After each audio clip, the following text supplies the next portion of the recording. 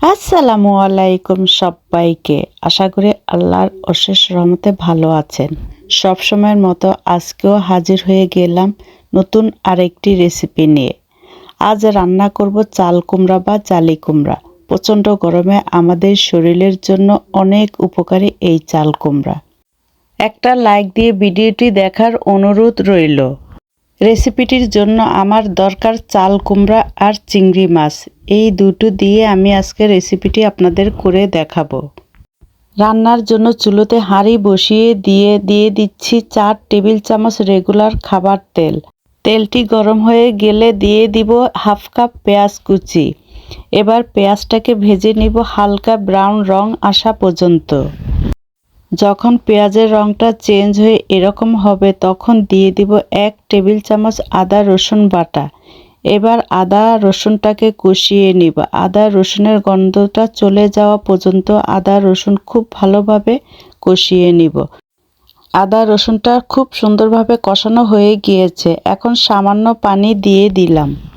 আদা রসুনটা কষিয়ে প্রথমে দিয়ে দিব 1 চামচ মরিচের গুঁড়া, হলুদের গুঁড়া দিয়ে দিব হাফ চা চামচ, ধনে জিরার গুঁড়া 1 চা চামচ। এবার দিয়ে দিব স্বাদ মতো লবণ। মশলাটা পুড়ে না যাওয়ার জন্য আমি আগেই সামান্য পানি ব্যবহার করেছি। এবার মশলাগুলো ভালোভাবে কষিয়ে নিব। যে পানিটুকু দিয়েছিলাম সেই পানিটুকু শুকিয়ে তেলটা উপরে ভেসে আসা আগ পর্যন্ত আমি কষিয়ে নিব। মশলাগুলিকে আমি ভালো করে কষিয়ে নিচ্ছি। যখন উপরে এরকম তেল ভেসে উঠবে ঠিক তখনই দিয়ে দিব আগে থেকে পরিষ্কার করা চিংড়ি মাছগুলো। এখানে 7-8টি মিডিয়াম সাইজের চিংড়ি মাছ আছে। চিংড়ি মাছগুলোকে মিডিয়াম আঁচে 4 থেকে 5 মিনিট খুব ভালো করে কষিয়ে নিব। মাছগুলো ভালো করে কষিয়ে নেওয়া হয়েছে। এখন দিয়ে দিব কুটে রাখা চাল কুমড়া বা জালি কুমড়া। চাল কুমড়াটা খোসা ছাড়িয়ে আগে ভালো করে ধুয়ে নেবেন। কাটার পরে যদি ধুতে যান তাহলে কিন্তু ভিতরে পানি চলে যাবে, খেতে অনেক বেশি ভালো লাগবে না। এরকম চিংড়ি মাছের সাথে চাল কুমড়াটাকে খুব ভালো করে মিক্স করে নিব। এখন চুলোর আঁচটা লোতে রেখে ঢাকনা দিয়ে দমে কষিয়ে রান্নাটা করে নিব একটু সময় নিয়ে।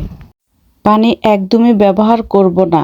চাল কুমড়া থেকে যে পানি বের হবে তা দিয়ে সম্পূর্ণ রান্নাটা করার চেষ্টা করবেন। এতে করে রান্নাটা অনেক বেশি মজা হয়। অনেক বেশি পানি দেওয়ার প্রয়োজন নেই। এই রান্নাতে বেশি ঝোল থাকলে কিন্তু খেতে ভালো লাগবে না। খুব ভালো করে নেড়ে আমি ঢাকনা দিয়ে দিব 10 মিনিটের জন্য।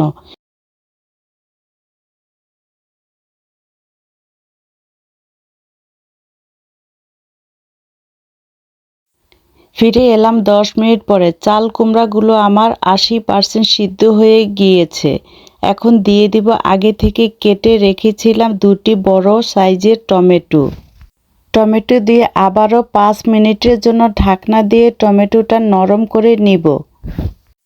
রেসিপিটা মাখো মাখো রাখবো তাই চুলোর আঁচটা লোতে রেখেছি আমি। ছোট্ট টিপস, টমেটোটা চাল কুমড়া হাফ সিদ্ধ হয়ে এলে দিয়ে দিবেন।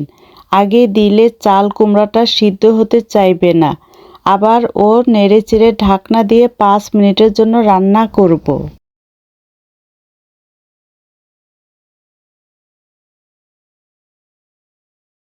ঢাকনা খুলে এই পর্যায়ে দিয়ে দিব আস্ত কাঁচামরিচ 6-7টি আর ধনেপাতা দিয়ে দিলাম হাফ কাপ।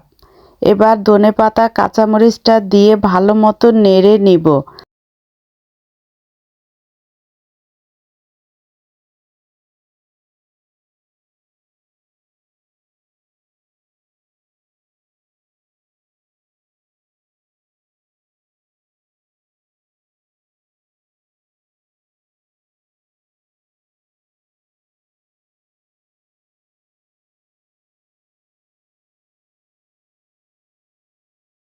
আবার ঢাকনা দিয়ে দিব 2 মিনিটের জন্য কাঁচামরিচ আর ধনেপাতার ফ্লেভারটা আসার জন্য।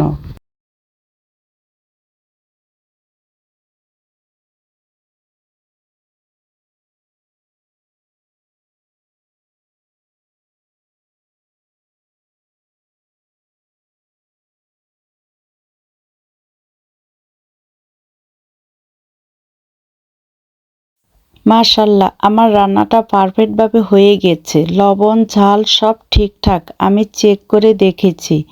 খুব মজার চাল কুমড়া দিয়ে চিংড়ি মাছ রেসিপি। আপনারা বাসায় একবার ট্রাই করবেন এভাবে। তো আজ এই পর্যন্তই, ততক্ষণ পর্যন্ত ভালো থাকবেন। আবার দেখা হবে অন্য কোনো রেসিপি নিয়ে।